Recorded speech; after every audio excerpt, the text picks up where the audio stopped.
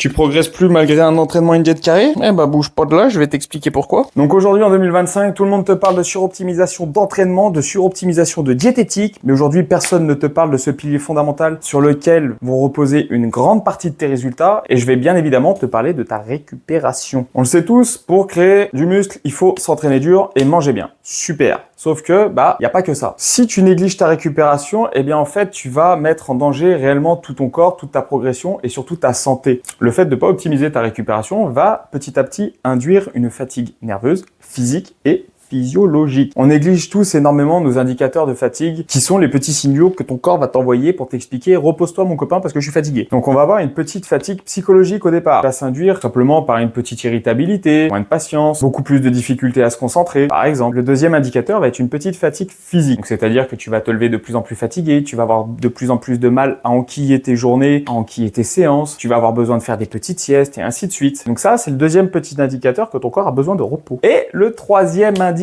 c'est la fatigue physiologique, c'est-à-dire qu'à un moment donné, ton corps va se mettre en état d'urgence car il n'en peut plus. Cette fatigue physiologique va s'induire tout simplement par une libido qui peut baisser, un système immunitaire qui commence à défaillir, des problèmes de cheveux ou d'ongles qui poussent, voire tout simplement à un moment donné, si tu n'écoutes pas ces signaux, un crash nerveux. Et le crash nerveux, c'est pas drôle parce que quand tu vas rester complètement bloqué dans ton lit à pas pouvoir bouger et à te demander ce qui se passe, c'est qu'il y aura un problème. Et bien évidemment, ton corps est très bien fait. Donc c'est-à-dire que, suivant ton objectif, prenons le cas d'une perte de gras, si jamais tu manques de récupération malgré que tu t'entraînes bien et que tu manges bien, eh bien ta perte de gras s'arrêtera automatiquement d'elle-même. Tu auras beau descendre tes calories jusqu'à 500 calories, je dis une connerie, eh bien tu ne perdras toujours pas de gras. Voire même tu prendras du poids parce que ton corps n'en peut plus et qu'il est obligé de stocker parce qu'il s'est mis en mode sécurité. Donc si tu veux trouver des solutions à ta fatigue et comment optimiser ta récupération, eh ben n'hésite pas à venir me voir.